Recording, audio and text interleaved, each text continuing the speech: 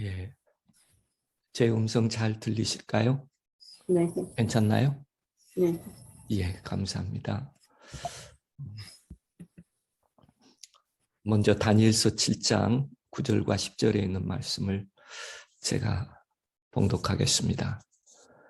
내가 보았는데 왕자가 놓이고 옛적부터 항상 계시니가 좌정하셨는데 그 옷은 희기가 눈 같고 그 머리털은 깨끗한 양의 털 같고 그 보좌는 불꽃이요 그 바퀴는 붙는 불이며 불이 강처럼 흘러 그 앞에서 나오며 그에게 수종하는 자는 천천히요 그 앞에 시위한 자는 만만이며 심판을 베푸는데 책들이 펴 놓였더라.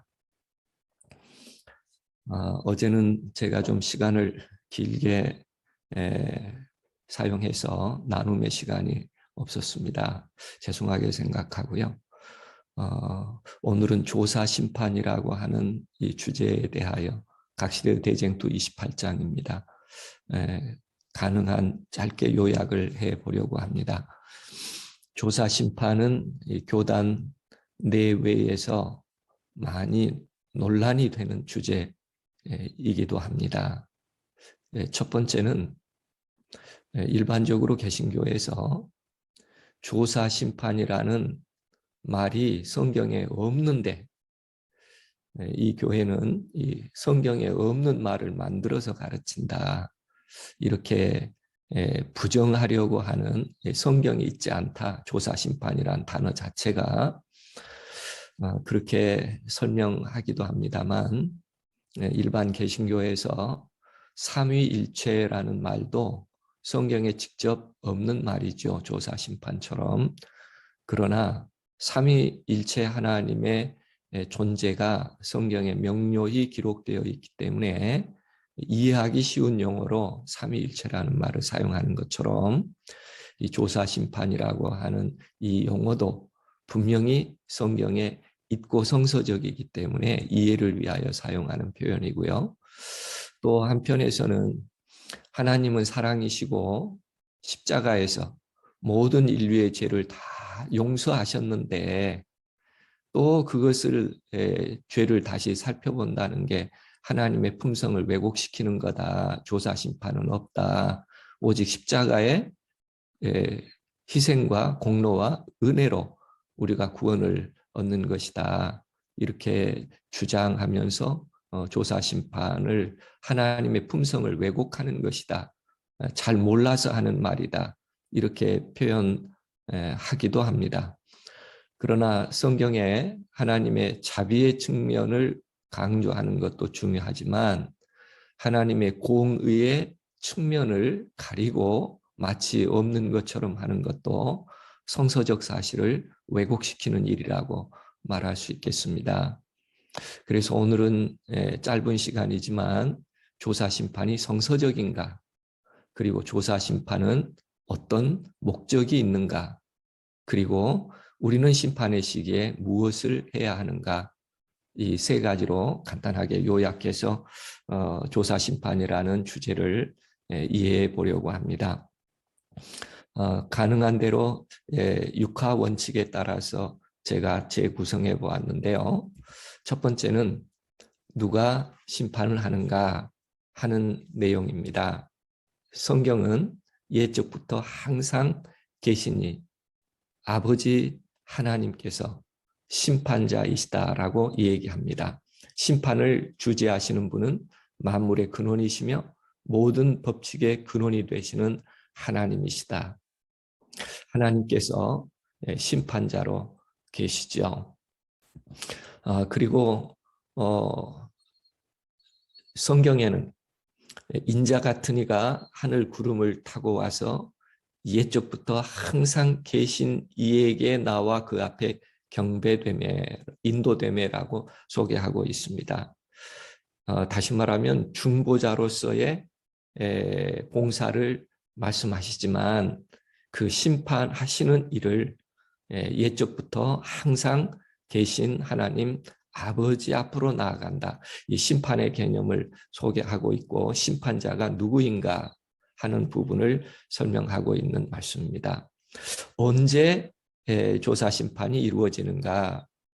2300주야 끝이 되는 1844년으로부터 시작이 되어서 예수께서 재림하시기 바로 전까지의 그 기간을 조사 심판의 기간으로 설명하고 있습니다. 그때라고 하는 것은 우리의 대제사장께서는 하늘 천사들의 시위 아래 지성소에 들어가, 하늘 지성소를 의미합니다. 하나님 앞에 서서 인류를 위한 마지막 봉사를 하시게 된다. 이 영역을 우리는 조사 심판이다라고 얘기하고 있습니다. 그래서 조사 심판은 심판을 위해서 정해진 때는 2300주야가 마치는 1844년에서부터 조사 심판이 시작이 되고 있다. 언제까지인가? 마지막 대속죄와 조사 심판의 날은 하나님의 백성이라고 공언하는 사람들의 사건만을 다루게 되는데, 예수께서 이 조사 심판이 마쳐지면 그 심판의 결과에 따라 그의 백성을 하늘로 데려가기 위하여 이 땅에 재림하시는 것이죠. 간단하게 도표로 정리를 해보면 우리는 2300주야에 대한 성서적 사실을 잘 알고 있습니다. 그래서 2300주야가 끝난 1844년 이후로부터 예수께서 재림하시기까지 이 기간에 하늘에서 하시는 일이 조사 심판이라고 언급하는 내용인데요. 우리가 역사에서 AD 31년까지를 뜰의 시대로, 그 다음 AD 31년부터 1844년까지 예수께서 31년에 승천하셔서 하늘 성소로 들어가시고 짐승의 피가 아니라 그리스도의 보혈을 통하여 중보를 하신 뒤에 최종적으로 하늘 지성소 시대가 열려서 이때로부터 성도들을 위한 심의를 시작하십니다. 비교를 해보면 이스라엘의 성소 제도에서 보여준 구속사를 정리해보면 뜰의 시대라고 하는 시대는 어린 양의 희생을 통하여 죄를 용서받는 구속의 과정을 믿음으로 고백하게 하셨고, 그 다음에 매일 드리는 제사는 1년 내내 드리는 제사였지만 이때 죄인의 죄가 어린 양의 희생의 피를 통하여 성소의 휘장에 뿌려집니다. 짐승의 피죠. 언제까지냐면 대속죄일까지, 7월 10일 대속죄일까지.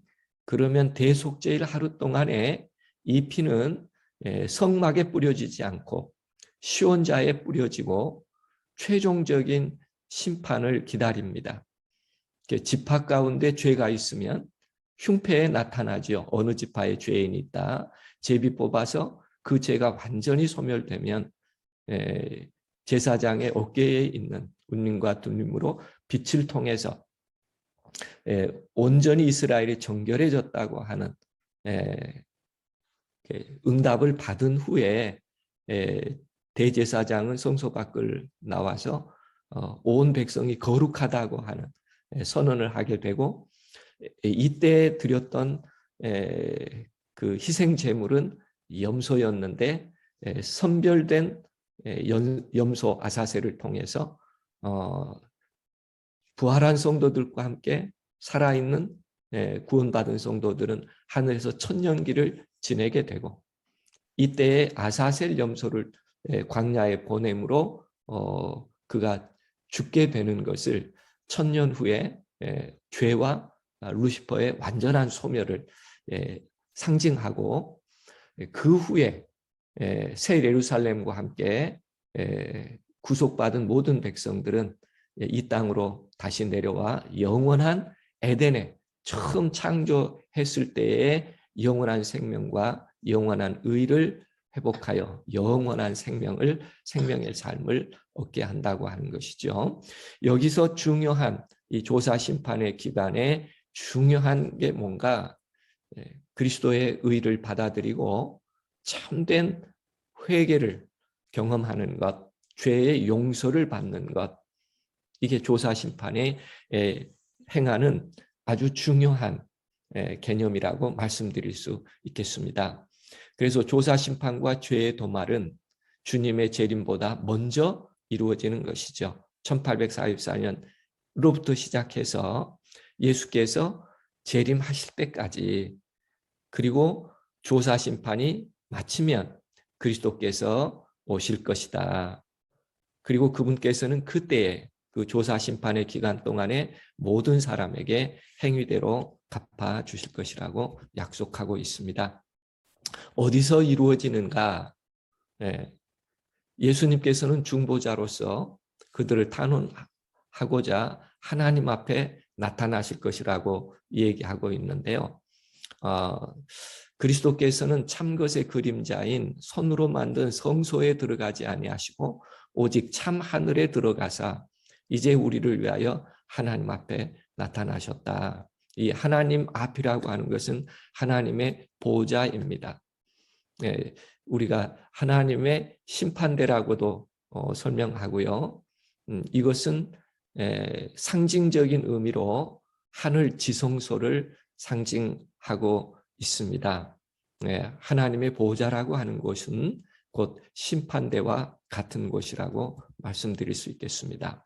그러면 무엇을 심판하는가? 이 기간 동안에 사람들의 생애와 품성이 온 세계의 재판장이신 하나님 앞에 펼쳐져서 각 사람이 자기의 행위를 따라 보응을 받게 될 것이라고 소개하고 있습니다.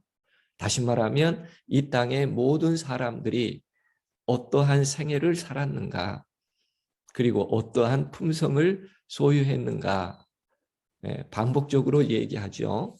하나님의 율법은 심판 때에 사람의 품성과 생애를 측정하는 표준이다. 그래서 모든 행위와 모든 은밀한 일을 선악간에 심판하신다. 우리의 전 생애를 심판을 받게 되죠. 그럼 어떻게 심판을 받게 되는가? 하늘에는 사람들의 이름과 그 행위를 기록한 책들이 있는데 그것들에 의하여 심판의 판결이 결정된다.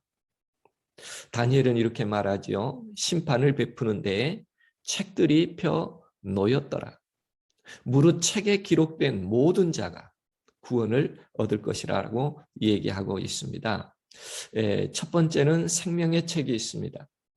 또 다른 책이 펴졌으니 곧 생명책이라. 어린 양의 생명책에 기록된 자는 하나님의 성에 들어갈 수 있다고 기록하죠. 또 예수님께서도 너희가 기적을 행함을 기뻐하지 말고 너희 이름이 하늘에 기록된 것으로 기뻐하라 라고 얘기하고 있고, 또 사도 바울도 그 이름이 생명책에 있다라고 소개하고 있죠. 이 책에 의하여 하는데 첫 번째는 생명책이요, 두 번째는 기념책입니다. 말라기서 3장 16절에 보면 여호와를 경외하는 자와 그 이름을 존중히 생각하는 자들의 말을 하나님께서 귀히 여기셔서 다 기록하신다고 성경에 기록되어 있죠. 선한 행실이 다 기록됩니다. 믿음에서 나오는 그들의 말, 사랑의 행위가 다 하늘에 기록된다고 얘기하고 있습니다. 신구약 전체를 통해서 우리의 모든 선한 일을 기록하고 도말하지 않는다고 얘기하고 있습니다. 하나님의 기념책에는 의로운 행위가 빠짐없이 영원히 기록된다. 유혹을 물리친 것, 악을 이긴 것, 부드러운 자비로 표현한 말 모두 자세히 기록된다. 우리의 행위뿐만 아니라 우리의 말이 기록되고 또 우리의 나타나지 않았을지라도 우리 안에 의도된 우리의 행동과 말의 목적과 동기들까지도, 그래서 이것이 주의 책에 자세하게 기록이 된다고 설명하고 있죠. 그 다음에 세 번째는 죄의 책입니다. 거기에는 또한 사람들의 죄악을 기록하는 책이 있다. 그래서 모든 행위와 모든 은밀한 일을 선악간에 심판하실 때 무슨 악한 말을 했든지 심판 날에 다 신문을 받고 내 말로 의롭다함을 받거나 내 말로 정죄함을 받게 될 것이다. 그리고 은밀한 목적과 동기도 실수함이 없는 기록에는 빠질 수 없다. 우리의 죄된 모든 삶도 다 기록된 죄의 책이 있다고 얘기합니다. 성실한 것과 불성실한 것, 우리의 모든 악한 말, 이기적인 행위, 온갖 의무태만, 모든 은밀한 죄, 모든 기만 등 그 모든 것이 다 적혀 있는데 하늘의 경고와 견책을 등한히 한 것, 시간을 낭비한 것, 기회를 놓친 것, 선악간의 감화와 그 결과가 멀리까지 미친 일, 그 감화력까지 모두 기록하는 천사에 의하여 기록된다. 그러면 심판의 기준은 뭘 것인가? 심판 때에 기록한 책들이 펼쳐지면 예수님을 믿는 모든 사람들의 생애가 하나님 앞에 다 나타납니다. 그런데 우리가 꼭 기억해야 할 것은 우리의 기록만이 아니라 그곳에 대언자 되신 그리스도께서 이 세상에 처음 생존한 아담과 하와로부터 시작해서 지금 살아있는 사람들의 이르기까지 각 시대의 모든 사람들의 사건을 제시합니다. 그러겠죠? 왜냐하면 구원의 정당성을 옹호하기 위해서입니다. 그래서 누구든지 회개하지 않고 용서받지 못한 채 기록책에 죄를 남겨두고 있으면 그들의 이름은 생명책에서 지워지고 그들의 선행의 기록도 하나님의 기념책에서 지워진다고 성경은 얘기합니다. 누구든지 내게 범죄하면 그는 내가 내 책에서 지워버리리라. 하나님께서요. 만일 의인이 돌이켜 그 의에서 떠나 범죄하면 그 행한 의로운 일은 하나도 기억됨이 되지 아니하리니. 어떻게 보면 굉장히 두려운 말씀이기도 합니다. 진심으로 죄를 회개하고 믿음으로 그리스도의 피를 그들의 속죄 제물로 주장한 사람들에게는 하늘의 책에 기록된 그들의 이름 아래 용서받았다라는 말을 기록한다. 그리스도의 의에 참여하는 자가 되고 그들의 품성이 하나님의 율법과 조화된다는 것을 나타낼 때 그들의 죄는 도말되고 그들 자신이 영원한 생명을 받기에 합당한 사람이 될 것이다. 조사 심판에서 가장 중요한 것은 진정한 회개입니다. 죄가 있고 회개하지 아니하면 그가 비록 의로운 삶을 살았다고 할지라도 지워질 것이며 그가 아무리 극악한 죄를 지었다고 할지라도 그리스도의 의를 힘입었다면 그의 모든 죄는 다 도말되고 용서받았다라고 기록되며 영원한 생명이 보장된다고 설명하고 있습니다. 그래서 이 조사 심판의 시기에 가장 중요한 것은 그리스도께서 우리를 위하여 무엇을 하시는가에 대한 명상이 이 조사 심판의 가장 중요한 이유입니다. 왜 조사 심판을 하겠는가? 이 땅에 구속받은 모든 사람들이 합당히 구속을 받았다고 하는 것을 증명하는 것입니다. 그래서 합당히 여김을 입은 사람들은 의인의 부활에 참여하게 하기 위한 것이죠.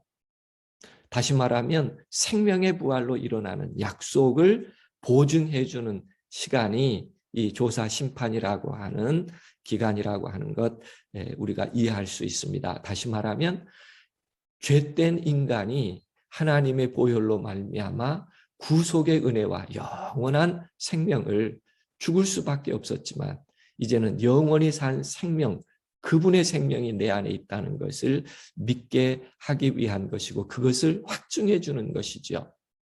이 땅의 모든 일이 얼마나 공정하지 못한지 모릅니다. 공정하지 못한 세상에서 얼마나 억울하게 산 사람들이 많은지 모릅니다. 그래서 하나님의 공의로운 심판이 필요합니다. 성경은 이렇게 얘기하죠. 의롭지만 죄인처럼 취급받고 고통을 받았던 사람들에게 우리와 함께 안식으로 갚으시는 것이 진정한 옹호, 그의 의로움을 옹호받는 것이 하나님의 공이라고 소개해주고 있습니다. 그렇습니다. 왜 조사심판이 필요한가? 만약에 우리가 이렇게 순종하고 그리스도의 의를 의지했음에도 불구하고 멸망받는다면 얼마나 억울할 거예요. 그래서 하나님은 이 땅에서는 의인이라고 하지만 그가 죄의 속성을 버리지 않을 때 하늘의 심판은 죄인으로 정의합니다. 반대로 이 땅에서는 아무리 큰 죄를 짓고 죄인이라고 하지만 하나님께서 그를 의로 여기셨다면 그의 죄는 도말되고 그는 공의로운 심판에서 의로운 자로 인정받습니다. 이 땅에서는 죄인 취급했어도 하늘에서 의로운 자로 공의로운 심판을 받게 하는 것, 이것은 구속사에 반드시 필요한 하나님의 품성이요 구속의 가장 중요한 핵심이라고 말씀드릴 수 있겠습니다. 그래서 조사심판은 하나님, 심판장 되시는 하나님께서 선악간에 심판하시고 1844년 이후 재림 전까지 기간에 하시는 심판을 조사심판이라고 정리했고요. 하나님의 보좌, 하늘법정, 하늘지성소에서 심판을 하시며 성도들의 생애와 성품에 대하여 심판을 하는 것입니다. 그리고 천사들에 의하여 기록된 책들의 내용대로 심판하시고, 그러나 가장 중요한 것은 대언자이신 그리스도의 중보와 함께 이루어진다는 것을 기억하는 것이 가장 아름다운 이 조사심판의 의의요 목적이죠. 왜 조사심판을 하는가? 억울한 인생이 단 한 사람도 이 우주 안에 없도록 하기 위한 하나님의 공의로운 심판이 필요하기 때문이고, 이런 하나님의 공의로운 심판과 품성을 통해서 온 우주 앞에 하나님의 구속이 정당했다고 하는 것을 옹호하기 위하여 반드시 멸망받을 자와 구원받을 자의 구원의 최종 상태를 심의하는 것은 이 구속사에 반드시 필요하고, 구원 얻은 개인뿐만 아니라 타락한 천사들과 온 우주 앞에 하나님의 품성을 옹호하는 일에 구속사에 절대적으로 필요한 선악의 대쟁투에 있어서의 결정적인 부분이라고 말씀드릴 수 있겠습니다. 그래서 자꾸 사단은 이 중요한 조사심판의 개념을 없게 하려고 노력하는 것이죠. 조사심판에 여전히 이 땅의 법원처럼 고발하는 자, 고소하는 자가 있고 변호하고 옹호하는 자가 있습니다. 사단은 인류를 속이고 유혹함으로 하나님의 품성을 왜곡시키고 또 모든 인류를 범죄한 자들로 멸망하게 하려고 하나님 앞에 고소하는 자는 사단이고요. 사단은 그들을 범죄자로 하나님 앞에 고소한다. 그러나 그리스도는 끊임없이 그분의 피와 용서의 사랑을 통해서 영원한 생명을 주시려고 하는, 용서되었다라고 하는 선언을 위하여 존재하죠. 사단은 끊임없이 품성의 결함들, 생애의 기록들을, 죄의 기록들을 지적하고 또 그리스도와 같지 않은 점들을 드러내고 구속주의 영광을 더럽힌 일들, 바로 그 자신들이 그들을 범죄케 한 점들을 지적해내면서 구원받을 수 없다라고 주장을 합니다. 그렇기 때문에 자기 백성이라고 주장을 하죠. 그러나 그리스도께서는 그들의 죄에 대하여 변명하지는 않으십니다. 벌써 마칠 시간이네요. 죄에 대해서는 변명하지 않으시지만 그들의 회개와 그들의 믿음을 보여주시고, 이 두 용어가 조사심판에서 가장 중요한 용어입니다. 회개하는, 그리스도의 의를 믿음으로 받아들이는 일, 그 사실을 옹호해 주십니다.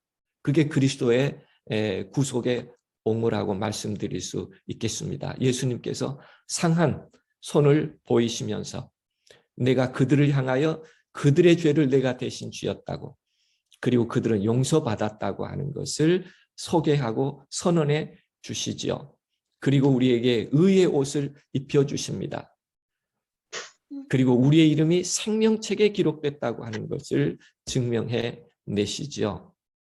그래서 새 언약의 약속이 완전히 성취되는 것, 그 조사 심판 기간 동안에 이루어진 일이라고 말씀드릴 수 있겠습니다. 내가 그들의 죄악을 사하고 다시는 그 죄를 기억지 아니하리라. 죄의 도말을 의미하지요. 죄를 찾을지라도 발견하지 못하리니 그렇습니다. 완전히 죄의 모든 기록들을 다 용서했다라는 것으로. 그러나 회개하지 않는 경우에는 그 책에서 도말되지 않을 것입니다.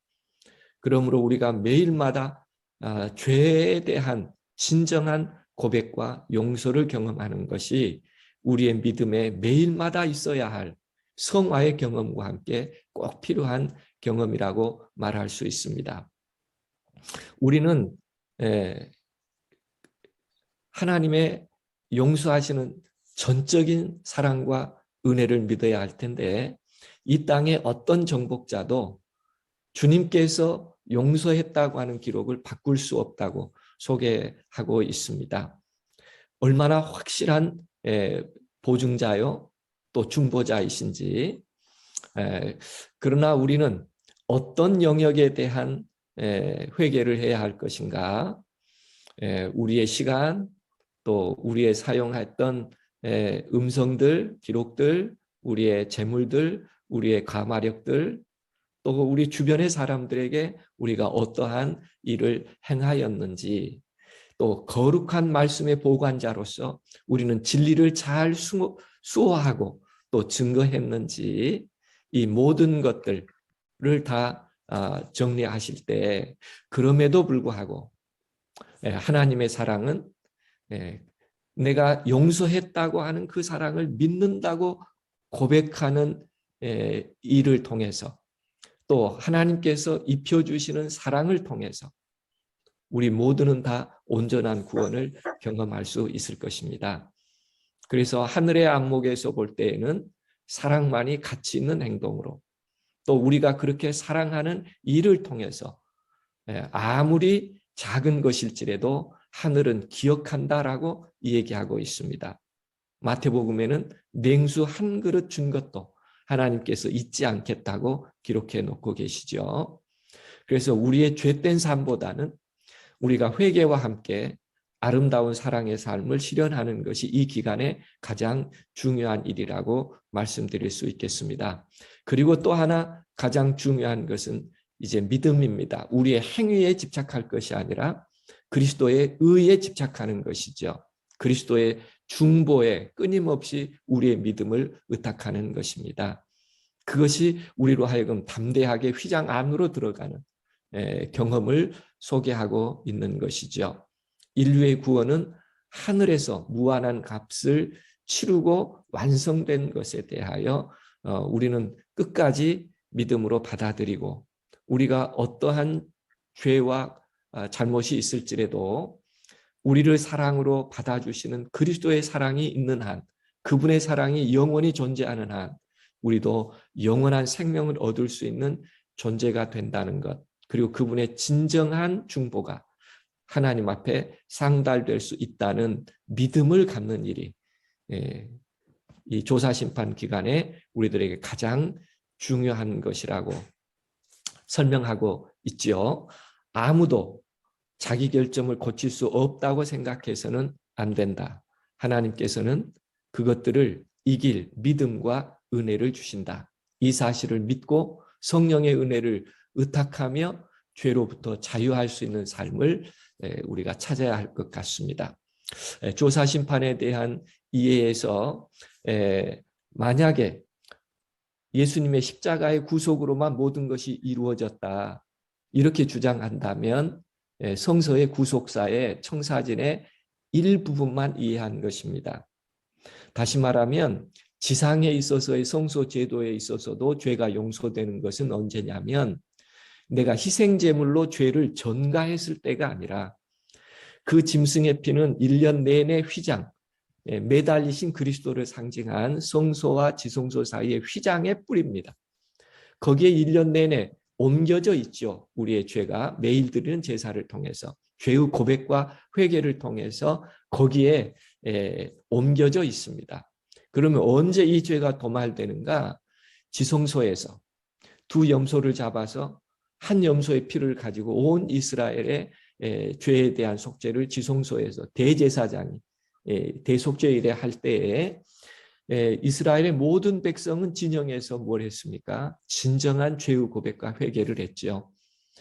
하나라도 죄가 있다면 제비 뽑아서 그것을 다 도말했습니다.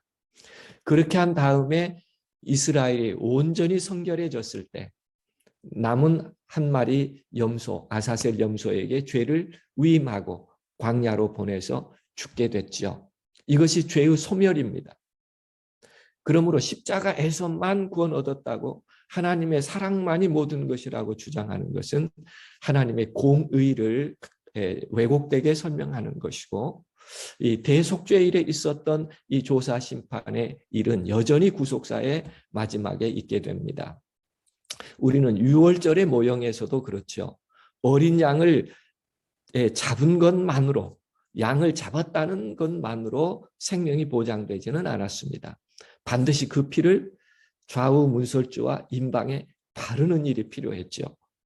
온전히 우리의 마음문에 받아들이는 일이 필요합니다. 죽음의 사자가 올 때 우리는 그리스도의 보혈을 힘입었다고 하는 것을 증명하는 일이 필요하죠. 그렇다고 이 모든 것이 끝나는 것은 아닙니다. 다만 그 고백한 죄가 그리스도의 피로 옮겨진 것이죠. 그리고 뭘 했었느냐 하면 출애굽기 12장 22절에 보면 아침까지 그 심판 날이 끝날 때까지 그런 뜻입니다. 한 사람도 자기 집 문 밖에 나가지 말라. 아무리 양을 잡았고 문설주에 피를 발랐다고 할지라도 그가 밖으로 나갔다면 죽음의 사자에 의하여 죽을 수 있었습니다. 그 심판이 맞춰질 때까지 한 사람도 문 밖은 나가지 말았어야 했고, 그 다음에 죽음의 천사가 그 밤에 모든 심판을 마쳤을 때, 애굽의 모든 신을 내가 심판하고 끝났을 때에 유월절의 모든 그 생명의 보증이라고 하는 날이 맞춰지는 것이죠. 그러니까 양만 희생했다고 구속사가 맞춰지는 것이 아니라 하나님께서 말씀하신 심판이 맞춰질 때까지 우리는 심판의 기간 동안에 있다고 하는 것을 기억해야 하고요. 더 쉽게 이해하기 위해서 마지막으로 이런 내용을 좀 소개하고 싶어요. 우리가 쓰레기, 음식 쓰레기가 났어요. 이것을 쓰레기통에 비웁니다. 그랬다고 쓰레기가 해결됐나요? 아니에요. 우리는 쓰레기를 버렸으니까 해결됐다고 생각하지만 이 죄는 그렇게 해결되는 것은 아닙니다. 쓰레기는 다시 어디로 옮겨지죠? 분리수거 통으로 옮겨지죠. 이 옮겨진 쓰레기는 어떻게 되나요? 이 쓰레기를 다시 재생하는 공장으로 옮겨져서 선별하고 선택합니다. 언제까지요? 이게 재활용할 수 있는 비료 거름으로 재생되어서 땅에 다시 돌아가고 원상태로 없어지는, 그러니까 음식물을 비우고 옮겼다고 해서 해결되는 것은 아닙니다. 반드시 그 음식을 재선별해서 다시 한번 깨끗하게 정리되고 옹호받고 그리고 재창조됨으로 이 쓰레기라고 하는 죄 문제가 해결되는 것처럼 우리 인간의 죄도 십자가의 희생을 통하여 우리의 죄는 성소로 옮겨지고 지성소에서 완전한 보증을 통해서 용서받았다라고 하는 그리스도의 의의 아름다운 영광의 옷을 입고 그리고 우리가 완전한 그리스도의 생명으로 영원한 생명으로 재창조되는 이 과정을 우리는 조사 심판이라고 얘기하고 있습니다. 가장 아름다운 것은 모든 위기의 시기마다 온전한 하나님의 품성을 옹호하는 인물들이 있었다는 것입니다. 선악의 대쟁투에서 욥은 온전하고 정직하여 하나님을 경외하며 악에서 떠난 자였고 그가 고통을 받고 시련을 받았을지라도 범죄하지 아니하고 하나님을 향하여 원망하지 않은 자. 노아의 시대의 심판이 있을 때 노아는 의인이요 당대의 완전한 자라 그는 하나님과 함께 동행했으며 하나님이 자기에게 명하신 대로 다 준행한 의로운 자가 있었습니다. 다니엘 시대 마찬가지입니다. 다니엘 자체는 심판이라고 말하고 있죠. 아무 근거, 아무 허물도 찾지 못하는. 이는 그가 충성되어 아무 그릇됨도 없고 아무 허물도 없습니다. 그렇습니다. 오늘 우리는 조사 심판 시기에 우리가 있는 곳에서 하나님은 이렇게 선언되기를 원하시는 것이죠. 온전하고 정직하여 하나님을 경외하며 악에서 떠난 자더라. 이 기간, 또 이런 아름다운 선언을 듣는 기간, 우리가 비록 죄에 있다고 할지라도 그리스도의 온전한 의를 통하여 우리의 죄가 도말될 뿐만 아니라 이제는 성령의 사역을 통해서 우리의 품성이 그리스도의 품성과 일치되는 품성이 되도록 순종과 믿음의 삶을 통하여 우리의 삶이 온전히 이루어질 때 우리는 이런 아름다운 구속사에서 우리의 구원이 중요한 것뿐만 아니라 진정으로 온 우주와 타락한 천사들에게 하나님의 구속의 정당성을 옹호해내는 그런 아름다운 구원자들이 되어야 할 것입니다. 그러므로 조사 심판은 성서적입니다. 그러므로 조사 심판의 목적은 하나님의 품성을 옹호하는 일이요, 우리의 억울한 자가 없는 구속의 완전함을 증명하는 일이기 때문에 하늘에서 행하는 조사 심판은 여전히 오늘도 하나님의 은혜의 섭리 아래 주관되고 있으며 언젠가 마쳐질 때 그리스도는 모든 백성이 거룩하다고 선언하고 그의 백성을 구원하기 위하여 이 땅에 다시 재림하시게 될 것입니다. 그때까지 이 성서적 신실한 사실을 신뢰하면서 하나님 앞에 거룩한 생애를 살아갈 수 있는 저와 여러분 되기를 간절히 바라면서 말씀을 줄이겠습니다.